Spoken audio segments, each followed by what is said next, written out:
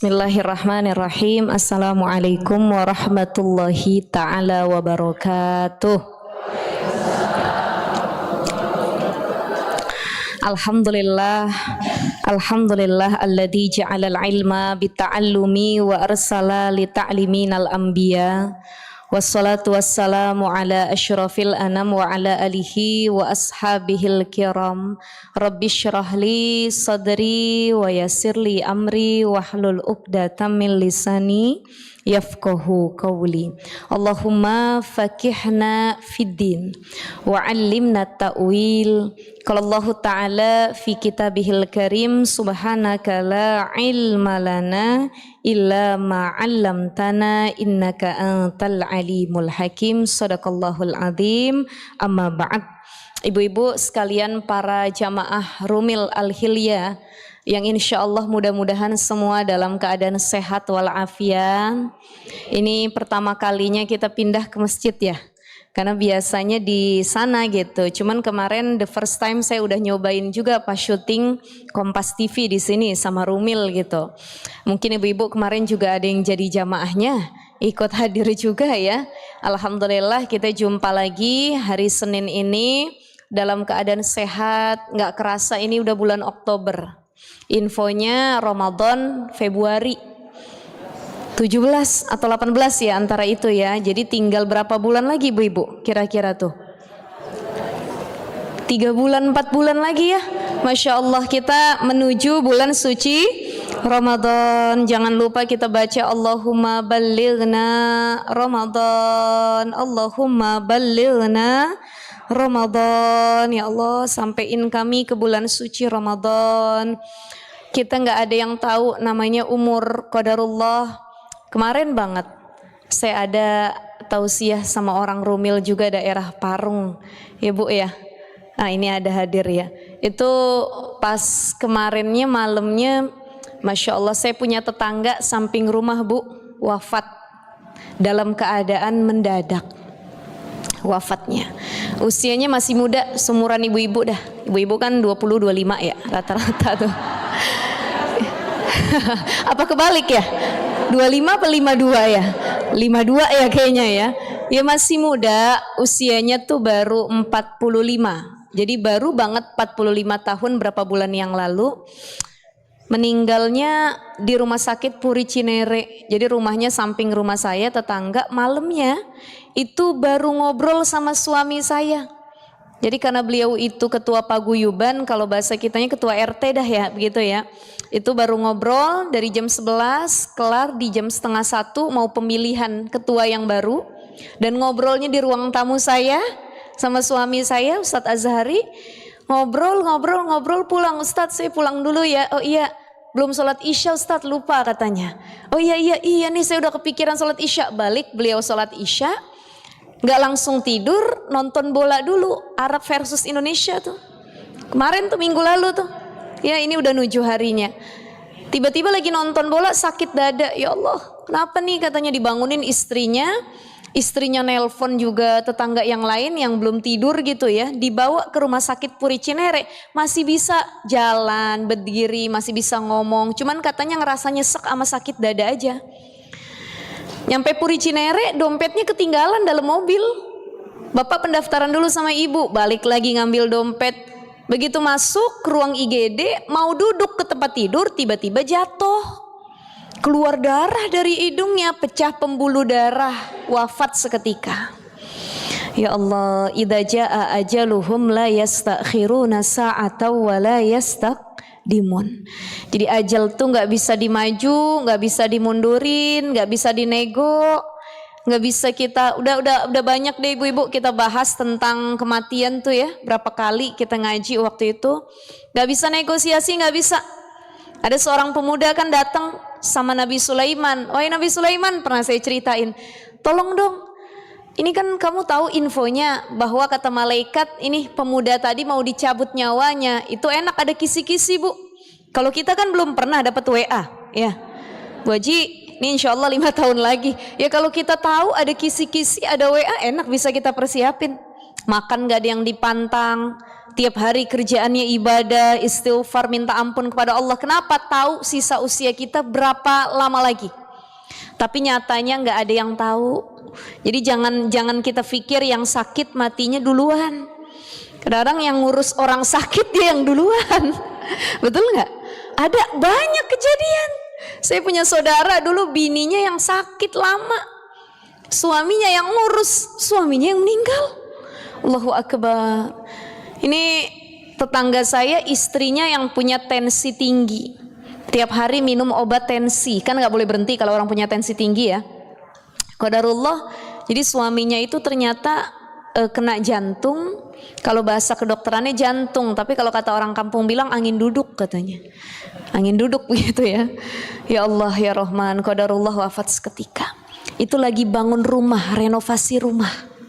Tukangnya lagi jalan tuh tiap hari, lagi ningkatin rumah, dan infonya lagi ngambil rumah lagi di tempat lain. Anaknya bulan Desember mau berangkat kuliah ke Australia. Saya nggak tahu jadi apa enggak akhirnya. Tuh masih kecil-kecil. Jadi cukup, oh ya, wa kafa bil mauti wa'idh. Cukup nasihat yang paling berat buat kita adalah kematian. Jadi kalau kita lagi futur, sulit ibadah, sulit buat amal soleh, jauh sama Allah, gak ada nasihat yang paling bisa nyadarin kita kecuali wa kafa bil mauti wa'idh, nasihat kematian. Udah, kematian itu bila sautin wala harfin, gak ada hurufnya, gak ada suaranya. Tapi kalau kita dengar innalillahi wa inna ilaihi roji'un, telah pulang ke rahmatullah dengan tenang ya Allah. Saya lagi tidur Bu jam 2 malam, gimana gak kaget Ustadz Azhari baru ngobrol itu jam 1. Meninggalnya 1:30 di rumah sakit. Di telepon ada yang gedor-gedor pintu rumah saya, tetangga, Ustadz kita lagi tidur gak kedengeran. Kebetulan saya di lantai 2 sama Ustadz. Ibu mertua saya nyamperin, gedor-gedor pintu kamar. Ri Syifa katanya. Kenapa? Dapat telepon panggilan berkali-kali, belasan kali. Ini tetangga nelponin semua. Kenapa? Bapak ini meninggal. Allah, lemes jantung kita berdua Bu. Baru ngobrol tadi. Itu gak ada yang tahu yang namanya kematian. Tapi insya Allah mudah-mudahan Allah wafatkan kita dalam keadaan husnul khatimah, dikasih kesempatan bisa ngerasain Ramadan yang akan datang. Amin ya Allah ya Rabbal Alamin. Kita baca Quran suratul Fatihah. Untuk pengarang kitab Nasoyul Ibad ala hadhihi niyah wa ala kulli niyatin salihah, khususan mu'aliful kitab Nasoyul Syarif Syekh Sihabuddin Ahmad bin Hajar al-Asqalani. Al-Fatihah. A'udzu billahi minasyaitonir rajim. Bismillahirrahmanirrahim.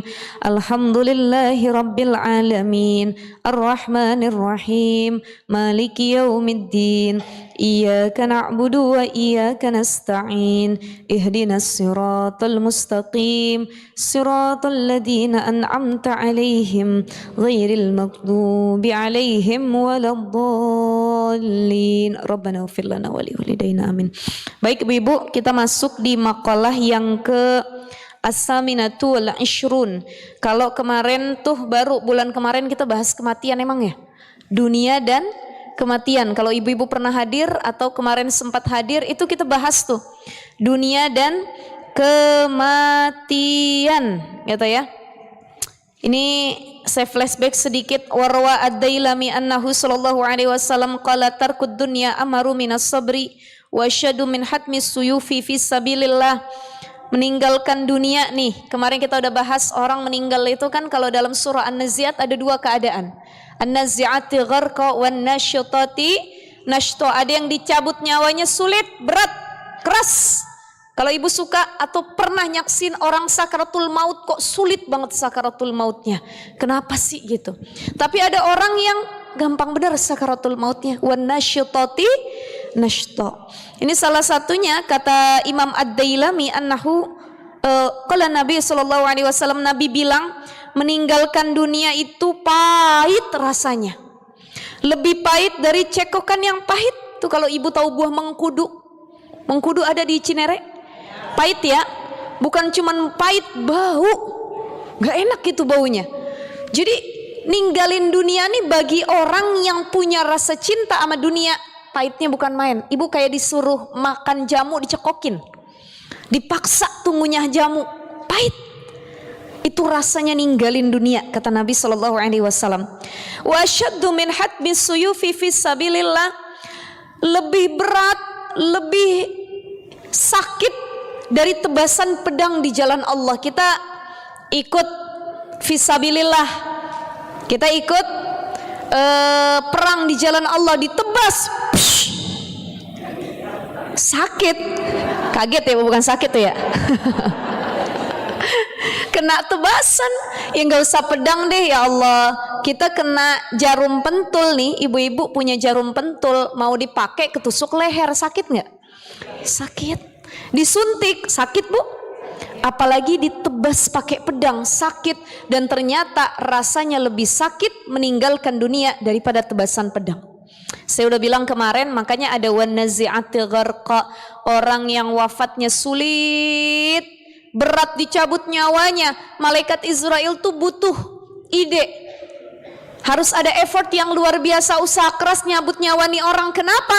Karena orang yang meninggal ini dia udah ngikat dunia mati di hatinya. Tuh dunia ditaruh di hati, diikat mati. Kayak ibu buka tali sarung bantal, tuh kalau salah ngikat mati, bukanya susah bener, kudu digunting dulu. Kadang-kadang kita bilang, siapa sih yang ngikat ini? Kencang bener gitu ya. Kalau ustazah tahu, saya pengalaman gitu ya bu ya. Tapi kalau itu nggak diikat mati, kita cabutnya enak. Makanya malaikat juga harus bagaimana ya? Oh, ini orang hatinya sudah mengikat dunia. Ya Allah ya Rahman. Pahit gitu ya. Wala yatrukuha ahadun illa a'tahu Allahu misla ma yu'ti syuhada. Tidak seorang yang meninggalkan dunia melainkan Allah pasti akan memberinya pahala seperti ganjaran yang telah Allah berikan kepada para syuhada. Jadi orang-orang yang dia ikhlas ninggalin dunia, dunia mah emang bukan milik saya, Allah ambil lagi, itu Allah kasih pahala sebagaimana pahala para syuhada. Wa tarkuha qillatul akli wasyab'i wa buqdus sana'i minan nas. Meninggalkan dunia itu tuh, meninggalkan dunia tuh cirinya apa ibu-ibu? Difahamin dari sini. Qillatul akli, makannya dikurangin, sedikitin makan. Orang yang tamak sama makanan kelihatan cinta sama dunia. Ini gara-gara orang pengen semua dimakan, kan dia menghalalkan segala cara. Betul nggak? Gara-gara pengen makan daging, makan enak, dia ngambil hak orang lain, dia korupsi, dia nyolong. Waktu itu saya ngeliat ya Allah, ada berita viral, ibu-ibu pakai jilbabnya panjang, abis itu dia masukin ayam di dalam jilbabnya. Jilbabnya mah nggak salah. Apalagi kalau belinya mahal itu. Nggak salah, jilbabnya mah apa? Aturan Allah. Jadi jangan salahin jilbabnya. Kalau ada orang tuh berdua-duaan lagi zina, dia pakai jilbab, bukan salah jilbabnya. Lah jilbab mah kewajiban muslimah. Yang salah siapa? Pribadinya, akhlaknya. Ada orang nyolong ayam karena jilbabnya besar, dia masukin ke jilbabnya nggak kelihatan. Waktu itu ada viral di TikTok ya, 2 biji dia masukin begini bu. Di komen sama netizen, bagaimana sih pakai jilbab panjang tapi nyolong? Lah jilbabnya mah kagak salah. Yang salah orangnya, akhlaknya. Ya Allah, ya Rahman, itu qillatul akli, makannya disedikitin. Emang kenapa ustazah makan kudu disedikitin? Orang kalau kebanyakan makan, satu kasal, males. Kalau udah males, ibadah kagak mau, ngaji ngantukan, baca Quran berat. Tuh gara-gara banyak makan. Makanya kenapa kalau buka puasa jangan semua dimakan. Ujung-ujungnya maghrib enggak, tarawihnya enggak jadi. Ngantuk. Coba kebiasaan ada orang-orang soleh itu kalau buka puasa secukupnya. Nabi itu cuman makan kurma, air. Lah kalau kita semua mau kita lahap bu. Asal lewat ngabuburit, ada cendol, udah beli cendol, beli es teler, ada es teler somai, ditaruh di meja, baru minum air putih udah begah ngelihatnya, udah kenyang ya. Ya Allah ya Rahman, itu lapar mata. Maka hati-hati dengan kibarul batni, perutnya besar. Coba kita cek deh perut kita masing-masing nih ya, besar apa kagak ya. Tapi ya perut besar bukan karena banyak makan juga. Kadang-kadang udah bawaan tubuh ya bu ya. Apalagi habis ngelahirin, ya Allah ustazah, susah bener nih kempesnya begitu. Jangankan ibu, saya yang badannya kecil begini bu, perutnya mah gede juga. Ya namanya udah ngelahirin 2 kali gitu ya. Jadi kibarul batni itu maknanya bukan cuman perut yang besar karena doyan makan, tapi banyak yang kibarul batni bimakna adalah perut yang diisi dengan yang haram, perut yang diisi dengan mengambil hak orang lain, perut yang diisinya pun berlebihan, melebihi kadarnya.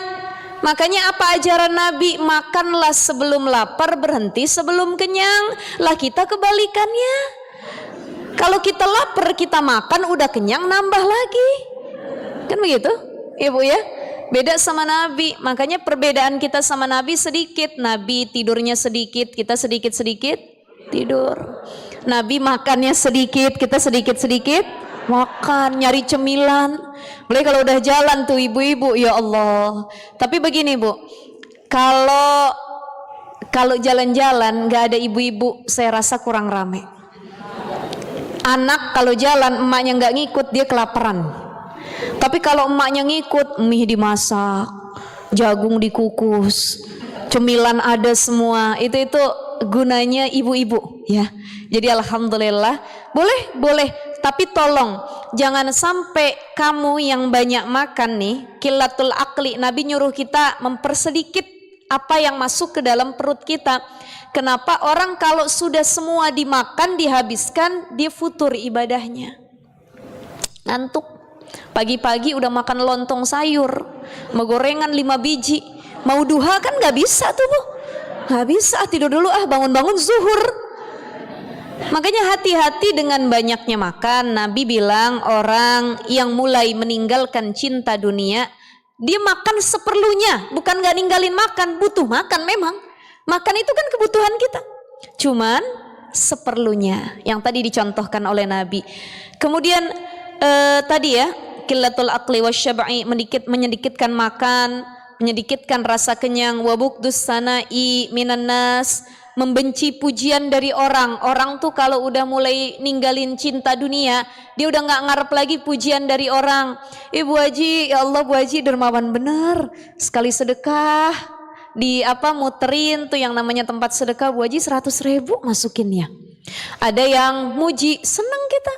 Iya alhamdulillah ada yang muji saya ya, Masya Allah. Tapi begitu gak ada yang muji, diem aja orang lihat kita sedekah 100.000. Datang kita sama panitia, tadi saya sedekah 100.000, tolong kembaliin 99.500 nya. Panitianya bingung, emang bener Bu Haji, takutnya bohong nih yang minta begitu ya. Nih hati-hati, niatnya bukan lagi karena Allah, tapi masih haus validasi, masih haus pujian manusia, haus. Kita mencukup yang muji kita Allah, ya Allah, ridha Allah yang kita tuju ya. Jadi orang kalau udah damai sama dirinya, orang udah berdamai dengan dunianya, dia nggak butuh lagi tuh pujian-pujian manusia. Ibu main sosmed, upload foto, ada yang like, alhamdulillah. Nggak ada yang like, jangan ditungguin mana yang like nih, kagak ada yang like begitu ya. Itu masih tujuannya manusia. Jadi sedikit demi sedikit kita belajar menyedikitkan makan seperlunya. Kemudian lagi membenci pujian. Kadang-kadang orang muji bukan benar-benar muji Bu, tapi nyindir.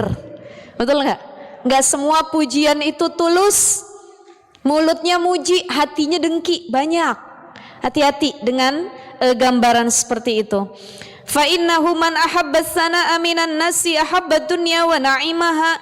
Karena sungguhnya siapa orang yang suka menyukai pujian dari manusia, ya, ahabba dunya wa na'imaha, ia lebih mencintai dunia dan kenikmatannya. Wa man sarrahu na'imu kullu na'im. Siapa saja yang dibahagiakan oleh kenikmatan yang paling nikmat di dunia, falyada'id dunya wasana'a minan nas, maka hendaklah ia tinggalkan dunia dan pujian dari orang. Inti dari ini semua apa? Aksiru dzikra hadimil ladzat, banyakin nginget perkara yang mutus kenikmatan dunia. Apa itu? Kematian. Ya Allah, kalau saya mati nanti gak bisa makan soto ayam lagi ya Allah. Ya Allah, kalau saya mati gak bisa saya jalan-jalan lagi ya Allah. Ya Allah, kalau saya mati begini. Sering dipikirin tuh. Jadi los, gak pernah mikirin mati, itu penyakit. Tapi orang yang tiap hari mikirin mati mulu, itu juga penyakit. Makanya ada waktu-waktunya.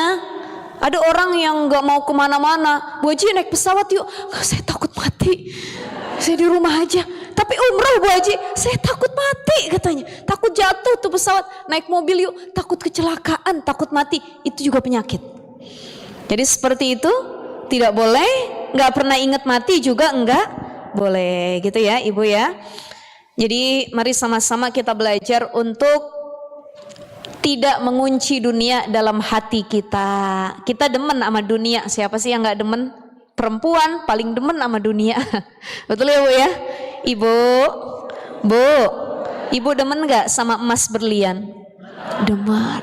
Senang benar kita. Ibu-ibu bolak-balik ke pasar, toko emas dicicil 5 gram, 10 gram.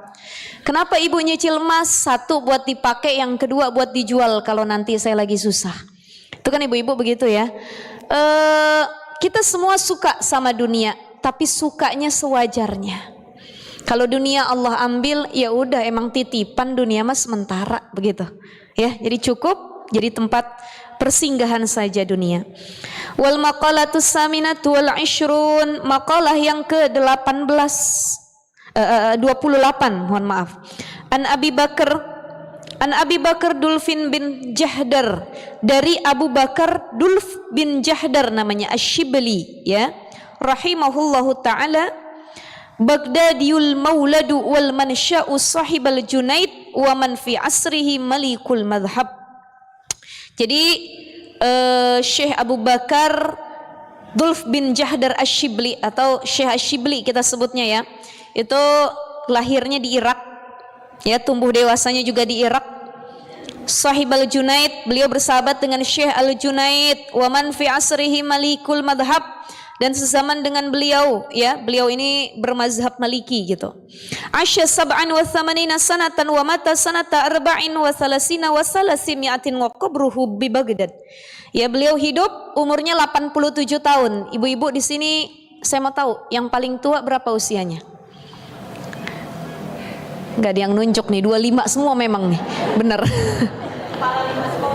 Rata-rata kepala 5 ya. Ada yang kepala 4, banyak juga ya. Ada yang kepala 6, 60 tahun, ada juga. Ya Allah ya Rahman, ini keberkahan dari Allah usia yang dikasih buat kita ya Bu ya. Ini beliau hidup 87 tahun ya, Syekh Asy-Syibli meninggal tahun 334 wasalasina wasalasimiatin ya, 334 Hijriyah. Dimakaminnya juga di Baghdad. Wa huwa min udzama'il arifin billahi ta'ala. Syekh Asy-Syibli ini termasuk ahli ma'rifat. Maksudnya orang yang dekat sama Allah gitu ya. Ahli ma'rifat gitu kepada Allah. Qala fi munajatihi ilahi inni uhibbu an ahabba laka jami'a hasanati ma'a faqri. Jadi ini sesuai dengan tema kita pagi ini, dahsyatnya munajat dan memohon ampun kepada Allah. Jadi ibu-ibu ada 3 perbedaan begini ya. Kalau yang kita mohon itu pengen cepat dikabul, itu namanya istighosah. Ya, jadi ada keinginan pengen cepet-cepet dikabul, itu namanya istighotsah. Makanya ada istighosahan tuh. Yuk kita kumpul istighosahan, doa bersama. Ya, contohnya apa? Minta hujan. Ini ada kekeringan, kemudian pengen minta hujan, akhirnya istighosahan bareng-bareng, itu namanya istighosah. Kalau kita minta sesuatu tapi kita nggak pengen cepet-cepet dikabul, kita cuma minta doang sama Allah, itu namanya isti'anah, pertolongan. Mata nasrullah, ala inna nasrullahi qarib. Ya Allah, berat benar saya ngelewatin kemiskinan ini ya Allah. Kapan ya saya jadi kaya? Yang gak mesti hari ini gitu, gak mesti saya jadi kaya besok. Artinya gak dikabul buru-buru juga gak apa-apa, cuman kita minta sama Allah, itu namanya isti'anah ya. Nah kalau kita meminta Allah, tadi kalau istighosah itu minta buru-buru dan itu beramai-ramai. Kayak contoh minta hujan, ya minta negaranya diamankan, itu sholat istighosah dan lain sebagainya.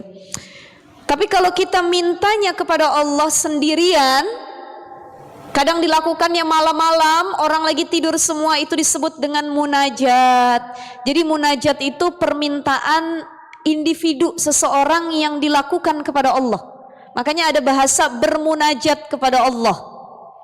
Kita sering gak tiap malam munajat, angkat tangan, qiyamul lail, bangun malam, wabil ashari hum yastaghfirun.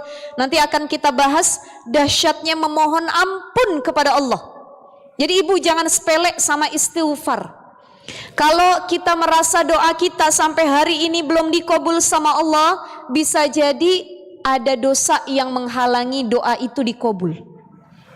Dan cara minta diampunkan dosanya adalah dengan memperbanyak istighfar. Jadi yakin bu, orang yang lisannya gemar istighfar itu kadang-kadang dia nggak minta sama Allah dikasih. Dia nggak minta sama Allah dikasih. Kenapa? Karena memang kebiasaannya istighfar, minta ampun sama Allah gitu ya. Syekh Asyibli salah satu orang yang makrifat dekat sama Allah, fi munajatihi, dalam munajatnya beliau mengatakan, Ilahi, wahai Tuhanku, inni uhibbu an ahabalaka jami'a hasanati ma'a fakri. Wahai Allah, sungguhnya aku menyukai untuk memberikan kepadamu seluruh kebaikanku serta kefakiranku, ya. Ai ihtiyaji lil hasanati wa dha'fi ai ajzi an iktsaril ibadati. Jadi munajatnya beliau, ini kita akan bahas selanjutnya Bu, begini. Kalau kata para ulama, salah satunya Ibnu Athaillah As-Sakandari, ini yang kita bahas Bu pagi hari ini, bukan masalah cinta sama makhluk, bukan masalah suami istri rumah tangga. Kalau itu mah udah hatam dah ibu-ibu dah. Ibu ya, masalah kan pernah saya bahas, kalau masalah sama makhluk mah kecil ya Bu, betul nggak? Kalau bahasa cinta sama makhluk mah kecil. Yang besar itu kan hubungan kita sama Allah.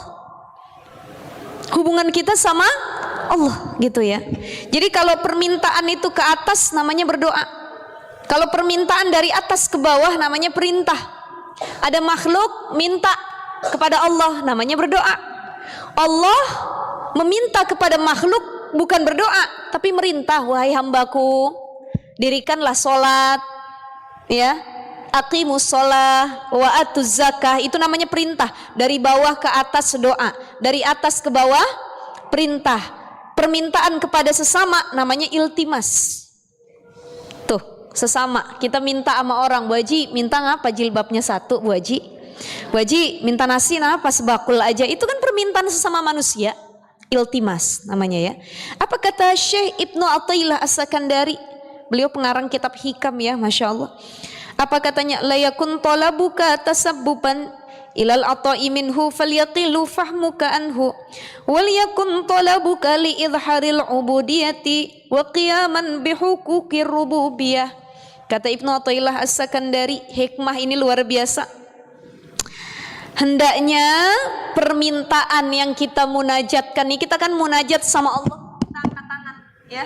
Ya Allah, ini munajat nih. Tiap malam kita munajat. Jangan maknai permintaanmu, munajatmu kepada Allah sebagai sebab permintaan kamu dikabul. Kenapa kamu bermunajat? Kenapa kamu berdoa? Karena saya punya keinginan sama Allah. Jangan begitu kata Syekh Ibnu Athaillah. Tapi waliyakun talabuka li idharil ubudiyah. Jadikan munajat yang engkau lakukan kepada Tuhanmu apa? Sebagai bentuk penghambaan kepada Allah.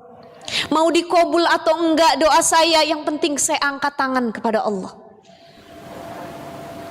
Mau diterima atau enggak tobat saya, yang penting saya harus memperlihatkan kepada Allah bagaimana seharusnya seorang hamba bertindak kepada Tuhannya, yaitu bermunajat kepada Allah. Kita kan tingkatan kita masih bawah Bu, masih rendah. Kenapa kita tahajud? Karena anak kita mau daftar PNS. Kenapa kita sedekah? Suami kita besok mau ujian naik jabatan. Ya, kenapa kita melakukan kebaikan? Kita puasa Senin Kamis biar anak saya begini-begini. Itu masih dunia. Bahkan ada orang yang munajat, ibadah, bangun malam nangis-nangis, ya tadi karena ada hajatnya doang. Ntar begitu anaknya nggak lulus PNS, anaknya nggak lulus masuk universitas ternama, dia nggak sholat lagi. Ditanya sama suaminya, mama nggak tahajud lagi? Semalam papa hitung 12 rakaat loh mama. Enggak, habisnya nggak dikabul sama Allah katanya. Cuman karena ada kemauan, ya Allah. Tapi kata Ibnu Athaillah, jadikan munajatmu, doamu, memintamu, mengangkat tanganmu kepada Allah sebagai liidharil ubudiyah wa qiyaman bihuquqir rububiyah, sebagai bentuk penghambaan dan bentuk kita memenuhi hak Allah. Apa hak Allah? Hak Allah itu kan disembah sama makhluknya. Bagaimana cara kita menyembah Allah? Salah satunya dengan memuji Allah, berdoa, mengangkat tangan. Makanya orang doa itu ada adab-adabnya. Apa saja adab berdoa? Jangan langsung intinya. Ibu pengen punya mobil keluaran terbaru. Habis sholat, assalamualaikum warahmatullah, assalamualaikum warahmatullah. Ya Allah, saya pengen beli mobil listrik keluaran terbaru, ya Allah. Ya Allah, mudahin rezekinya min haitsu la yahtasib, ya Allah. Itu cakep bener tuh mobil, ya Allah. Itu nggak ada adabnya dalam berdoa. Bagaimana adab-adab berdoa? Satu, jangan berdoa untuk perkara yang haram menurut syariat. Jangan, hati-hati ibu-ibu. Apa contohnya? Berdoa yang haram. Kita berdoa untuk mengambil hak orang lain, milik orang lain. Ada perempuan demen sama laki orang, didoain tiap tahajud. Ustazah, katanya nggak salah doain seseorang yang kita suka di tahajud kita. Ya cuman bukan laki orang juga yang kita doain. Habisnya saya nggak bisa dapetin dia dengan cara yang lain. Saya udah jalur langit aja. Itu salah kaprah. Dia doa, ya Allah, saya suka sama si A. Emang si A tuh suaminya sahabat saya, ya Allah. Cuman saya meminta kepadamu, tidak ada doa yang tidak dikabul, ya Allah. Jadikan si A sebagai suami saya, ya Allah. Kalau dia nggak jadi suami saya, ya Allah, jangan panjangin jodohnya sama kawan saya, ya Allah. Dan jangan jodohkan dia sama siapapun. Itu kan namanya doa yang haram, ya, tidak sesuai syariat. Jadi doa boleh tapi jangan maksa Allah. Doa boleh tapi jangan ngedikte Allah. Itu banyak yang doa tuh maksa sama Allah. Ya Allah, jodohkan saya dengan dia. Kalau dia bukan jodoh saya, jangan jodohkan dia dengan siapapun. Gak boleh ya Allah pokoknya. Maksa itu namanya, ya Allah. Jadi satu, tidak berdoa untuk perkara yang haram, ya. Kemudian tidak berdoa untuk perkara yang mustahil terwujud, walaupun di sisi Allah itu nggak ada yang mustahil. Ya, idza arada syai'an ayyakula lahu kun fayakun. Itu menurut Allah. Itu di sisi Allah nggak ada yang mustahil. Cuman tadi di sisi kita tuh jangan ngambil hak orang, laki orang mau kita ambil lewat doa.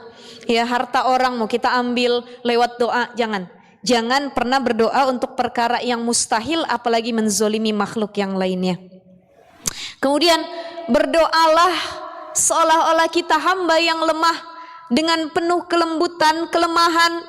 Jadi sebelum doa itu pernah saya sampaikan, ibu kalau mau doa, munajat, hal pertama yang dilakukan jangan langsung ke intinya. Tapi apa dulu? Istighfar dulu. Sebelum kita doa istighfar, astaghfirullahaladzim, astaghfirullahaladzim, astaghfirullahaladzim wa atubu ilaik. Baru angkat bismillahirrahmanirrahim, alhamdulillahi rabbil alamin, hamda syakirin, hamda na'imin, hamda yuafi ni'ammahu wa yukafi'u mazidah. Ya, atau alhamdulillahi rabbil alamin, Allahumma salli ala sayyidina Muhammad. Satu, istighfar. Yang kedua, puji Allah. Yang ketiga, baca sholawat Nabi. Itu adab berdoa. Jangan tinggalin 3 hal ini. Istighfar, muji Allah, sholawat Nabi. Ibu ke rumah orang, pengen minta beras, kan udah ujuk-ujuk minta beras, Bu. Ya, Bu, minta beras ngapa 5 kilo? Loh, kenapa sih ini orang? Basa-basi dulu. Sama Tuhan aja harus begitu. Bukan cuma manusia. Bu Haji, tuk tuk tuk tuk tuk. Assalamualaikum. Waalaikumsalam. Ih, punten, maafin saya ganggu nih. Siang-siang ke rumah, lagi gak istirahat kan? Enggak, ayo duduk. Bu Haji, maafin ya, saya ganggu waktu. Kenapa? Masya Allah, ini kalau dilihat-lihat Bu Haji makin muda. Cakep bener ya. Ada anaknya lewat, abis minta maaf kan muji dulu. rumahnya enak bener, nyaman, bersih. Emang Bu Haji mah resik orangnya luar biasa. Iya Allah, anaknya juga cantik-cantik ini mah. Cuman jangan kebanyakan juga basa-basinya Bu. Orang enak dengernya. Betul ya? Ujung-ujungnya punten, saya teh pengen ngutang sebenarnya. Wah, ya kita pun sama Allah kan begitu. Astagfirullahaladzim. Alhamdulillahirabbil alamin. Muji orang yang dicintai sama Allah. Siapa? Nabi Muhammad. Allahumma salli ala sayyidina Muhammad wa ala ali sayyidina Muhammad. Baru doa tuh. Ibu terserah nak berdoa apa? Terserah. Cuman seorang mukmin itu adabnya, dia berdoa itu nggak pernah ngedesak Allah, nggak. Tapi mintanya yang terbaik, ya Allah. Kalau menurutmu baik, mudahkan. Kalau menurutmu tidak baik, aku serahkan yang terbaik menurutmu, ya Allah. Itu doa begitu harusnya. Ya, jadi kita butuh boleh, ya Allah. Saya butuh, ya Allah. Saya pengen. Tapi kembali lagi Allah nanti yang tahu ini baik atau tidak buat saya, ya seperti itu. Dan berdoa itu terakhir adabnya enggak meledek, main-main. Jadi hati-hati kalau berdoa sambil gibah, berdoa sambil senyum-senyuman dan lain sebagainya, ngeledek, itu dia lagi enggak fokus sama Allah, ya. Emang ada lagi doa sambil gibah Bu? Ada kan, pernah saya sampaikan, ada gibah mata tuh kan. Jadi sambil doa melihat kawannya nangis. Itu kan namanya nggak khusyuk dalam doanya ya. Jadi orang mah orang, kita mah kita dah, begitu ya Bu ya. Jadi ini munajat yang suka dibaca oleh Asy-Syibli.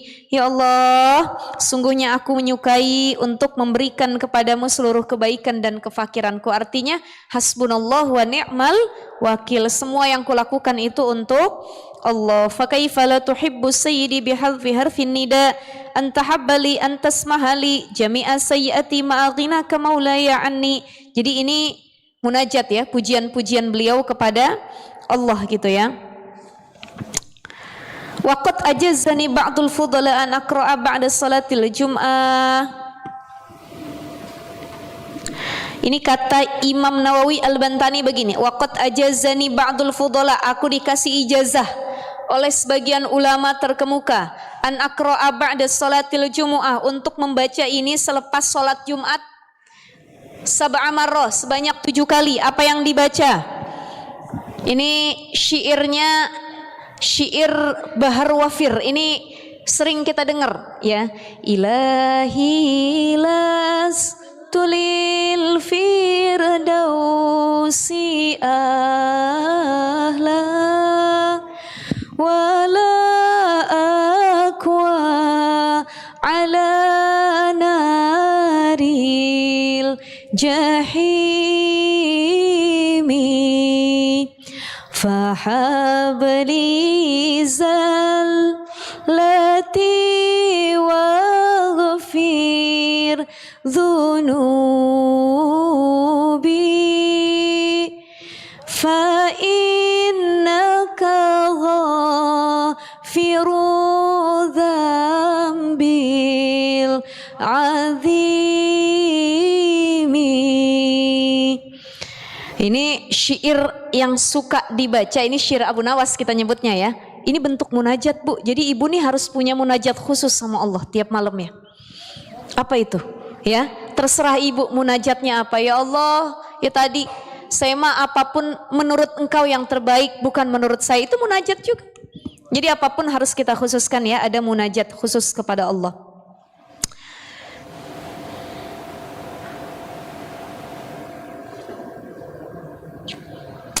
Hikayatun qadima Syibli ala ibni Mujahid fa'anaqahu ibnu Mujahid wa qabbala baina ainaihi fasuila an dhalik. Ya, Syekh Syibli ini pernah berkunjung kepada Ibnu Mujahid.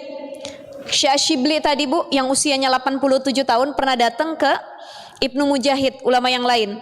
Lalu beliau dipeluk oleh Ibnu Mujahid. Syekh Syibli dipeluk, dicium keningnya nih di sini nih, di antara kedua matanya. Fasuila an dzalika. Lalu Ibnu Mujahid itu ditanya sama Asy-Syibli, kata Asy-Syibli begini, wahai Ibnu Mujahid, wahai Syekh, kenapa engkau lakukan itu kepadaku? Faqala, kata Ibnu Mujahid, ra'aitun Nabiy sallallahu alaihi wasallam fin naumi, aku pernah mimpi Nabi dalam tidurku. Wa qad aqbala Shibli faqama Nabiy sallallahu alaihi wasallam ilaihi wa qabbala baina ainaihi. Kata Imam Al-Mujahid begini, Ibnu Mujahid, aku pernah ngelihat di mimpiku engkau itu ketemu sama Nabi. Engkau nih Imam Ash-Shibli ketemu sama Nabi, dan Nabi itu menyambutmu, mencium keningmu di antara kedua matamu. Kemudian bertanya, fakultu ya Rasulullah afta'alu hadha bisyibli. Wahai Rasul, apakah engkau telah berbuat hal ini terhadap Ash-Shibli? Qala, bersabda Nabi sallallahu alaihi wasallam, na'am innahu lam yusalli faridatan illa wa huwa yaqra'u khalfaha. Kata Nabi, iya. Kenapa aku lakukan itu kepada Ash-Shibli? Itu dalam mimpinya Ibnu Mujahid.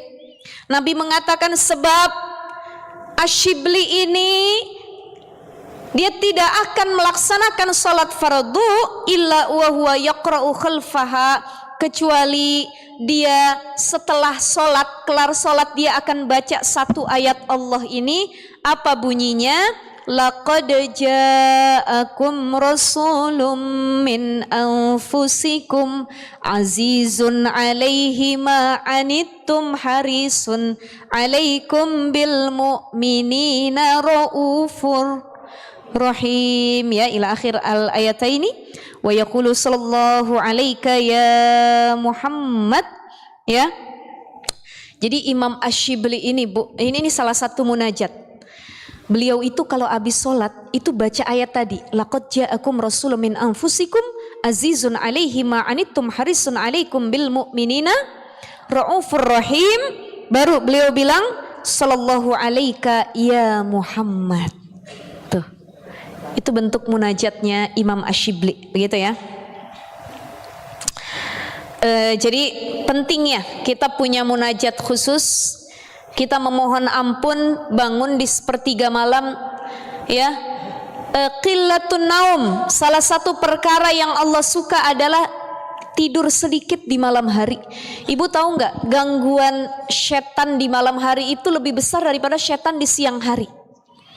Betul apa enggak? Betul? Jadi jangan ibu pikir itu setan itu tuh sebenarnya ada sip-sipan. Siapa yang sip pagi, siapa yang sip malam. Yang sip malam ini yang dia lebih lebih cerdik dah, lebih pinter dah. Kalau yang sip siang mah dia aja tuh yang biasa aja kemampuannya. Karena kalau siang hari itu setan nggak penuh effort, Bu, buat godain kita. Ya, kenapa kalau datang malam hari kok ngantuk kita luar biasa, orang nggak nyuruh kita tidur, kita mau tidur. Tapi siang hari kita nggak tidur siang, kita bisa kok. Karena setan di malam hari menggoda kita untuk tidak melaksanakan sholat malam. Bisa kita lihat banyak gangguannya. Orang kalau sholat malam bolak-balik ke WC, cuman kencing doang, tidur lagi. Orang tiap malam pasang alarm, ibu-ibu di handphonenya pasang 5 alarm, jam 1, jam 2, jam 3, sampai jam 5. Bangun yang satu dimatiin, bunyi yang kedua matiin lagi, yang ketiga ujung-ujungnya bangunnya yang terakhir itu juga kesiangan. Itu baru satu HP, belum dinyalain HP suami, HP anaknya. Karena setannya luar biasa di malam hari. Itu dalam bentuk menggoda kita untuk tidak bangun. Ada lagi yang menakut-nakuti agar kita tidak bangun malam. Kemarin saya ngeliat ada orang bikin POV bangun malam, sholat malam. Ada orang yang kalau sholat malam lagi sujud ngelihat ke kolong, takut ada pocong nongol, apa penampakan begitu ya, kata ya Allah ya Rahman. Ya, ada lagi yang ustazah saya nggak mau sholat tengah malam, kenapa? Takutnya saya baca Fatihah ada yang aminin di belakang, amin gitu. Atau dia takbir ada yang ikut makmum, Allahu Akbar, Allahu Akbar. Ya, makanya yang ditonton jangan film horor mulu. Apalagi film horornya yang sudah membawa-bawa ibadah kita. Kan begitu ya. Ini ada orang sujudnya nggak khusyuk, padahal sujud itu adalah posisi paling dia dekat sama Allah. Bukannya doa malah ngebayangin kanan kiri ada nggak ya? Kanan kiri ada nggak ya? Ya Allah ya Rahman. Itu waktu malam dibuat. Jadi setan itu membuat waktu malam Waktu yang gimana ya, kalau bahasa kitanya benar-benar kita tidak nyaman, pengennya tidur, takut, dia duduk dia takut, dia ngapain dia takut, dia begadang sendirian dia takut, itu ditiup sama setan waktu malam sedemikian rupa. Berbeda dengan waktu siang. Makanya kenapa orang-orang hamba-hamba pilihan Allah adalah mereka yang sanggup memaksa dirinya untuk bangun malam. Wa minal laili fatahajjat bihi nafilatan lak asa ayyab'asaka rabbuka maqaman mahmuda. Tuh orang pilihan tuh yang suka bangun malam. Coba deh ibu, 3 hari aja berturut-turut bangun malam, itu beda rasanya. Ya, bukan cuman bangun malam, tapi bangun setelah sholatnya itu dia lakukan untuk istighfar. Wabil asharihum yastaghfirun. Dan ibu jangan sepele tentang istighfarnya, kita bahas istighfar. Jadi orang-orang yang rajin istighfar itu surganya khusus. Raudhah min riyadil jannah, kalau ibu sering dengar. Ada surga biasa, ada taman surga. Jadi orang yang lisannya rajin istighfar, dia tempatnya bukan di surga biasa, tapi di taman surga. Kalau yang masuk surga biasa itu dilayaninnya sama wildanum mukhalladun. Kalau perempuan para pangeran surga, kalau laki-laki para bidadari surga, tuh yang layanin nanti di surga biasa. Tapi kalau di taman surga, mereka tuh langsung ketemu sama yang punya surganya, Allah. Wujuhu yawma idzim musfirah dhahikatum mustabsyirah, wajahnya berbinar-binar bercahaya. Kenapa? Mereka para penghuni taman surga yang udah jumpa sama Rabbnya. Ya kita mah ibu-ibu dalam hatinya bilang gini, ya ustazah saya mah nggak di tamannya juga nggak apa-apa, yang penting masuk surga, begitu ya. Tapi kan kalau kita fastabiqul khairat, pokoknya saya nggak mau surga biasa ya Allah, saya maunya taman surga. Itu namanya fastabiqul khairat hatinya. Makanya sering-sering berkawan sama orang yang ibadahnya rajin biar ke bawah. Nah kalau sama orang yang futur juga males ibadah, ya kita sepele jadinya. Nah, biar saya pakai jilbab begini, dia aja begitu katanya. Nah, biar saya libur lu ngaji, dia aja begitu katanya. Yang dilihat yang begitu. Makanya kalau pengen semangat ibadah, jadi orang baik, salah satunya punya role model. Siapa yang saya jadikan panutan? Rasulullah, ummahatul mukminin. Cinta sama ulama, guru, liatin panutan siapa yang mau saya jadiin panutan. Saya mau begini, ibadahnya semangat, begitu. Ya, itu mudah-mudahan insya Allah kita masuk di taman surganya Allah. Ya, dan jangan lupa dawamin istighfar macam-macam. Ada yang paling singkat, astaghfirullahaladzim.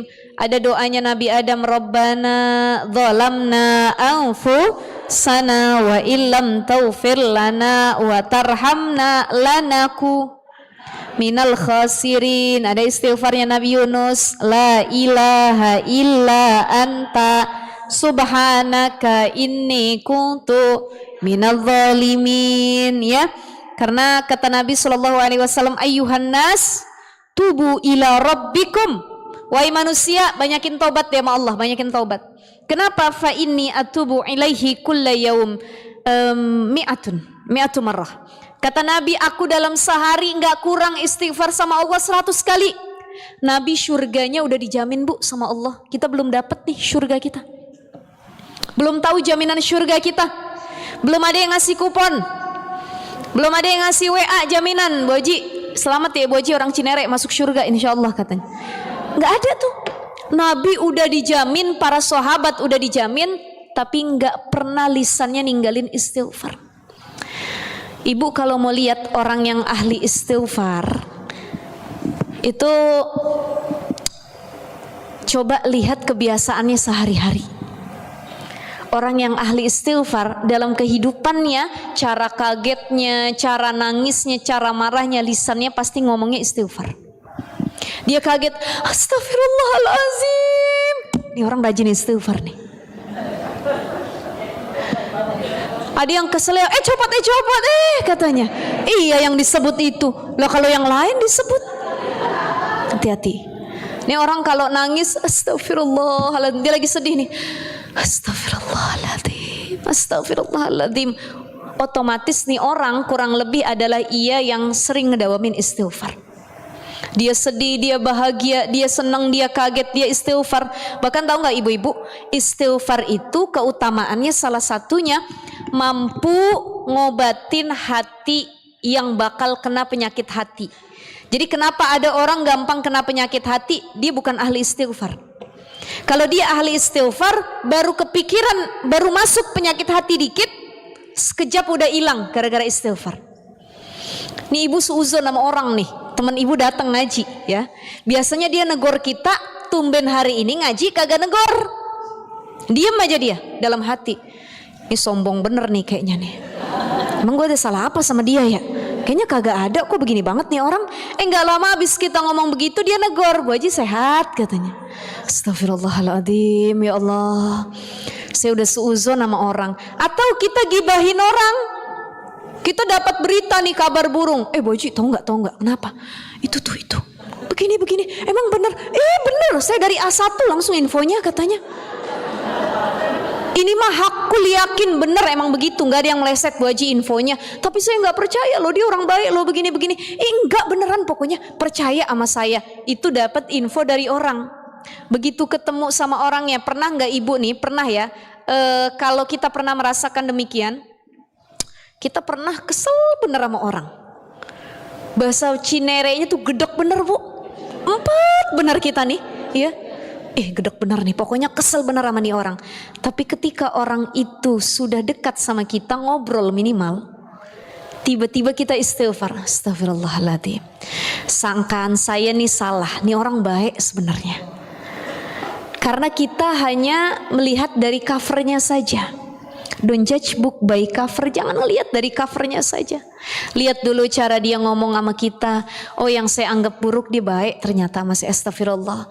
Saya suzon sama dia, ternyata dia baik orangnya. Gitu. Nah itu istighfar itu menangkal penyakit hati lebih dalam. Jadi baru kepikiran, baru ujub. Nih orang kalau ahli istighfar, kalau dia rajin dawamin istighfar minimal kayak Nabi 100 kali sehari. Syukur-syukur lebih dari itu. Apa yang akan terjadi kalau timbul penyakit hati? Itu bisa di cover dengan istighfarnya. Tiba-tiba ujub, merasa lebih baik. Saya paling pinter di sini nih. Saya paling ini di sini nih. Tiba-tiba ada yang menggerakkan hati ibu, menyadarkan hati ibu, kamu nggak boleh gitu, ada yang lebih hebat dari kamu. Kita tiba-tiba langsung ngomong, astagfirullahaladzim. Nah itu yang nolong kita tuh istighfar Bu. Makanya kalau kita mau tertolong dari dosa, ada orang bikin dosa, kemudian dia diberikan kesadaran untuk istighfar, berarti Allah itu lagi ngasih karunia yang besar. Jadi karunia besar itu bukan cuma rizki, tapi kesadaran diri tatkala melakukan maksiat itu hadiah terbesar dari Allah Bu. Mata kita ngelihat yang nggak baik, tiba-tiba kita bilang astagfirullahaladzim. Orang kalau udah istighfar langsung nunduk, langsung di stop dosanya. Itu faidah istighfar. Nggak ada orang istighfar melanjutin dosanya. Ya, dia bikin dosa, astagfirullahaladzim, tanggung dikit lagi katanya. Nggak ada. Itu istighfarnya main-main. Ya Allah. Jadi jangan sampai ya Allah akhir hayat kita dalam keadaan bermaksiat ya ibu-ibu ya. Nabi 100 kali. Ini dalam kitab Minahus Saniyah ada 3 makna istighfar. Orang kalau istighfar akan mendapatkan 3 ini. Man lazimal istighfar ja'alallahu lahu min kulli dayyikin makhrajan. Satu orang yang rajin istighfar, dia diberikan kelapangan rizki. Kadang yang gak dia minta Allah datengin, yang dia gak pengen Allah kasih, yang dia gak minta banget, mengharap banget, tiba-tiba dikasih. Ini kelapangan rizki oleh Allah didatangkan bagi orang yang melazimkan istighfar. Kemudian apalagi ya, wa min kulli hammin farjan. Setiap kesulitannya Allah beri jalan keluar, masalahnya dikasih solusi sama Allah. Wa min kulli farjan, ya, wa min kulli hammin farjan. Kesedihannya Allah ganti dengan kegembiraan, barokah, faidah dari istighfar. Ya, dan 3 makna istighfar yang terakhir adalah pengakuan atas kurangnya ibadah. Kita biarpun gak pernah bikin dosa, kenapa harus tetap ngedawamin istighfar? Pengakuan kalau kita hamba yang lemah. Pengakuan kalau kita nggak ada apa-apanya di sisi Allah. Pengakuan kalau kita hamba yang bikin dosa terus, salah mulu. Jadi tahu nggak ibu-ibu, dosa yang paling besar itu bukan bikin dosa, tapi dosa yang paling besar adalah tatkala kita merasa nggak pernah bikin dosa. Itu dosa yang paling besar. Hati-hati, dosa yang paling besar adalah tatkala kita nggak pernah merasa bikin dosa dan kita merasa paling benar. Saya emang nggak pernah bikin dosa. Saya emang nggak bener kok. Saya dari lahir jadi orang bener. Saya mau orang baik, Bu Haji dengerin. Nah dengerin, saya sama dia nih, dia yang salah. Saya emang nggak pernah salah. Saya yang bener, dia kagak bener emang orangnya. Tuh ada orang begitu tuh, ada. Ya Allah ya Rahman, banyak ya. Itu merasa paling benar, merasa nggak pernah bikin dosa, sesungguhnya dia sedang melakukan dosa kepada Allah. Ya, itu ibu-ibu sekalian yang dimuliakan Allah Subhanahu Wa Taala, dahsyatnya istighfar. Jadi kalau minta apapun, udah pernah saya sampaikan, lazimin aja istighfar. Orang-orang soleh itu udah nggak lagi minta sama Allah, ya Allah sehatkan kami, banyakkan rizki kami. Enggak, orang soleh itu kebiasaannya cuma istighfar. Pernah saya kisahkan waktu itu kisahnya Imam Ahmad bin Hambal, salah seorang ulama yang berjalan dari Irak menuju Mesir. Tiba-tiba aja beliau ada keinginan pengen berjalan, pengen rehlah dari tempatnya Irak menuju Mesir. Kan jauh tuh Bu, Irak ke Mesir. Itu lewatin dulu Palestina, lewatin dulu Syria, lewatin dulu Yordan. Ini kita bayangin aja dulu sekarang ya Bu ya. Mudah-mudahan nanti kita jalan bareng-bareng ke sana gitu. Haula biladus Syam tuh, nyampe ke Masjidil Aqsa, nyampe ke Damaskus, bekasnya dinasti Umayyah, nyampe ke Yordania, ya, nyampe ke makam para waliullah, para nabi. Itu jauh tuh jarak dari Irak ke Mesir. Datang rihlah Imam Ahmad bin Hambal, pakaiannya nggak pakaian ulama, maksudnya nggak pakai sorban, nggak pakai peci, nggak pakai jubah, pakai pakaian biasa, tidur di dalam masjid di satu kota di Mesir. Begitu lagi tidur, ada marbot masjid, diusir, ukhruj, ukhruj, ukhruj ya baba, pergi, keluar, keluar. Imam Ahmad bin Hambal karena beliau punya adab juga, beliau nggak langsung marah. Tuan, izinkan saya untuk istirahat sebentar. Saya lelah sekali habis melewati perjalanan yang panjang. La yajuz, nggak boleh tidur dalam masjid, nggak boleh. La yajuz. Ruh enta ruh. Ibu kalau di Arab, ibu lagi umroh atau haji, ngedenger orang Arab ngomong ukhruj, itu masih lembut. Bu Haji, ukhruj, keluar dulu Bu Haji ya. Masuk raudhah, kan dempet-dempetan tuh. Masuk raudhah. Ukhruj, ukhruj, yalla yalla, hajjah, hajjah. Hajjah, ukhruj, ukhruj, yalla bisur'ah. Benar kan? Sering kita dengar. Itu ukhruj itu maknanya masih lembut kalau versi orang Arab. Tapi kalau orang Arab udah ngomong ruh enta ruh, ruh itu suruh keluar, bahkan yang disuruh keluar bukan cuma jasadnya sama ruhnya juga keluar kalau bisa. Itu udah kasar itu orang Arab. Jadi kalau ibu lagi doa di raudhah, ini kan yang sering diusir kita di raudhah biasanya ya, karena kita lama tuh. Makanya kalau doa di raudhah biasanya pembimbingnya suka pada bilang, ibu-ibu jangan angkat tangan ya, kalau ibu ngangkat tangan disuruh keluar. Jadi doanya kapan? Lagi sujud. Banyakin doa di raudhah tuh, karena baru ngangkat tangan, iyalah gantian-gantian, yang mau masuk raudhah kan jutaan orang. Itu kalau masih ditarik sama askariyahnya, sama polisi-polisi yang bercadar tuh, ya. Kalau askariyahnya masih bilang, ukhruj ya habibi, iyalah hajjah, iyalah. Itu masih halus Bu. Hajjah, masya Allah, astagfirullah, hajjah. Itu kalau dia udah sampai istighfar, udah mulai marah. Kalau bahasa kitanya nih bengal banget dibilangin ya. Tapi orang Arab keselnya aja masih istighfar Bu. Ya Arab, astagfirullah, ya hajjah, ukhruj, masih lembut. Tapi kalau hajjah, yalah ya hajjah, ruh enta ruh, sambil melotot tuh, ruh. Itu maksudnya keluar lu sama ruh juga, keluar sana semua. Jangan badannya doang, semua keluar begitu. Itu orang Arab kalau udah marah tuh. Dulu saya di Mesir Bu, kuliah kan. Itu ada ijroat ya, tempat kita administrasi kuliah. Ya. Jadi itu emang kudu sabar jadi mahasiswa Mesir itu Al-Azhar. Jadi Mesir itu beda sama kampus-kampus yang lain. Mungkin kalau ada yang kuliah di Universitas Madinah, Ummul Qura di Mekah, di Riyadh, atau di Sudan dan lain sebagainya, itu nggak sekacau di Mesir. Maksudnya gini, Mesir itu sistemnya masih klasik. Dia nggak pakai komputer, jadi datanya tuh jutaan muridnya dari berbagai dunia, ratusan ribu orang. Tapi masih manual, nulisnya pakai tangan. Coba kalau kampus di sini udah ada by system data, cari datanya, cari nomor mahasiswanya, keluar, udah. Kalau kita mau ujian, ijroat dulu, ngurus administrasi, datang ngantri, telat datangnya lama. Berangkat jam 7, udah ngantri dari jam 7, baru dapat nomor jam 11. Udah gitu ngantrinya berdiri, panas lagi Mesirnya. Ya Allah, begitu nyampe udah sabar nih, ya Allah, lama benar. Begitu mau nyampe, kelas, kata orang Mesirnya, iglaq, kelas katanya, tutup. Dia bilang, ya sudah dari jam 7 pagi, kelas, roh itu udah kesel bener. Tandanya dia udah capek, udah berangkat sama ruhnya juga, jangan diri di sini lagi, udah tutup ini katanya. Itu pokoknya orang Arab udah marah bener kalau udah begitu. Udah jangan diganggu, jangan dipaksa ruh, udah tutup katanya. Itu bahasa kita udah kesel bener. Ya kalau kita mah orang Betawi, orang Jakarta, orang sini paling, ya Allah Bu Haji keluar ngapa Bu Haji, itu udah kesel bener tuh ya. Tapi kalau keluar ya Bu Haji, keluar ya, udah keluar ya, tapi udah ngapa Bu Haji keluar. Nah orang Arab itu begitu. Ibu jangan nanti kalau umroh atau haji ngedenger orang Arab ngomong ruh, ibu cengengesan. Ruh. Itu padahal lagi diledek kita, maksudnya lagi diledek gitu ya, dicaci, udah pergi sana sama ruh-ruhnya juga gitu.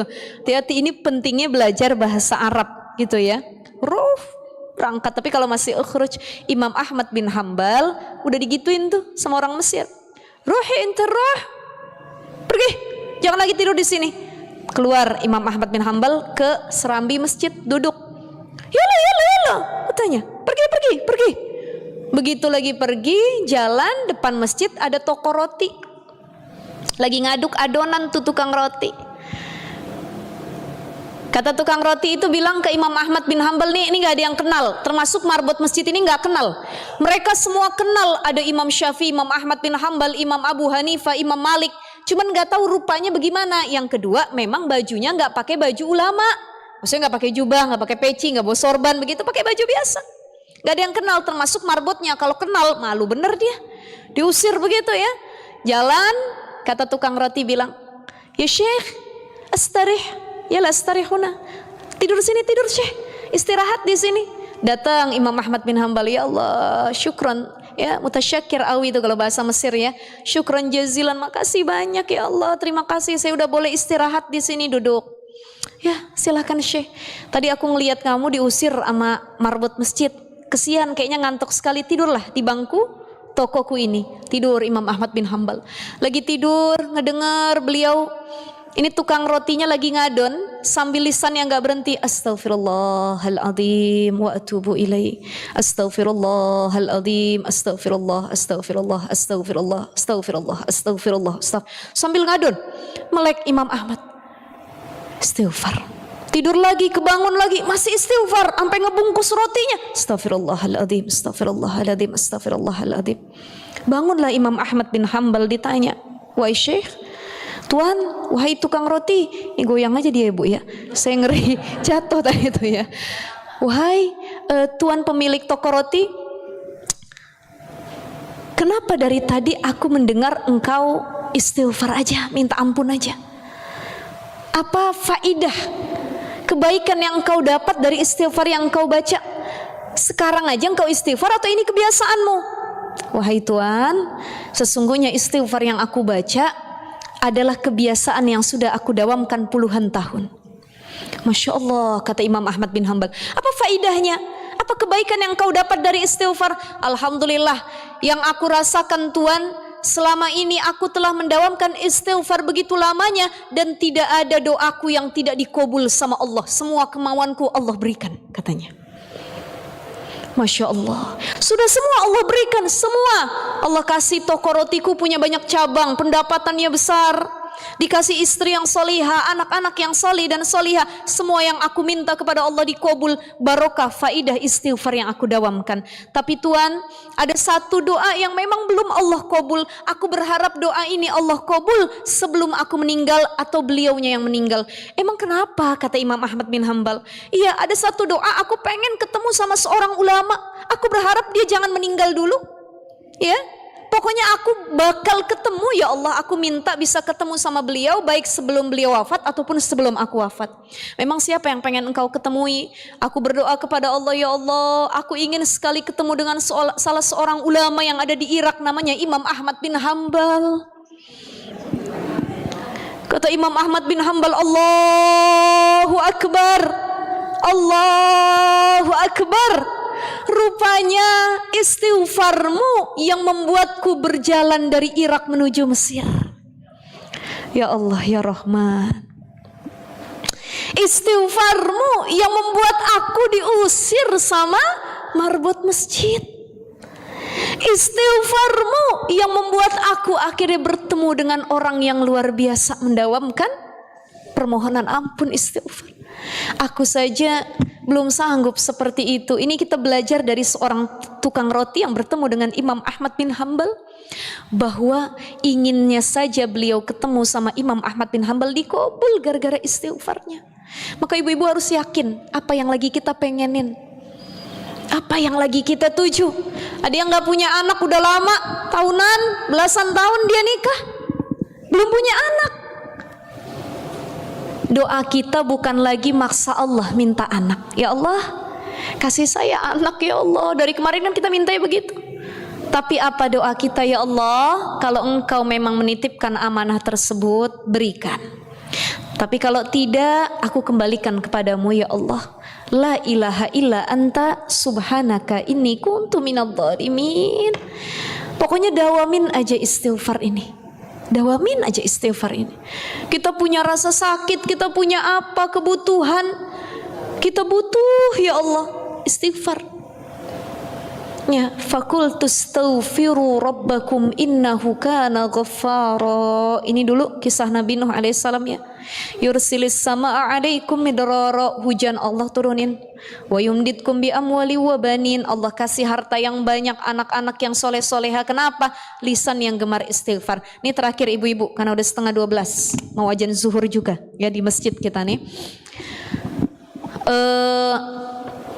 Istighfar yang kita baca ini jangan disepelekan, sekali lagi jangan disepelekan.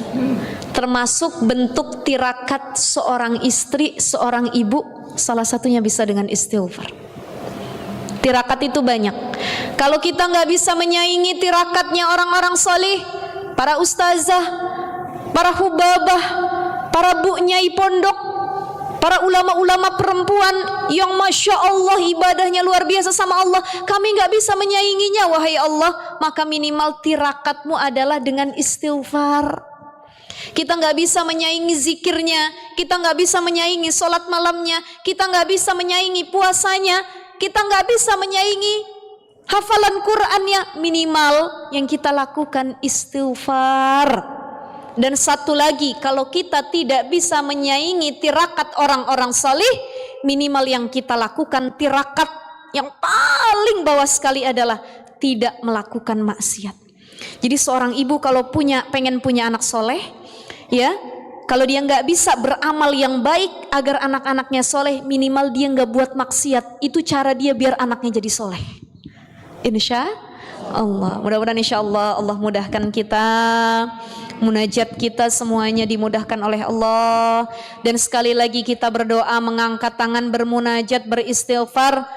Tujuan utamanya bukan pengen dikabul apa yang kita minta, tapi tujuan terbaiknya adalah sebagai bentuk penghambaan, cara kita menyembah Allah Subhanahu wa ta'ala. Kita Fatihah bareng-bareng, mudah-mudahan Allah panjangkan umur kita dalam ketaatan, disehatkan badan kita, dijadikan kita hamba yang saleh dan salihah, diampuni dosa-dosa kita. Ala hadhihi niyah wa ala kulli niyatin salihah. Al-Fatihah. A'udzu billahi minasyaitonir rajim. Bismillahirrahmanirrahim.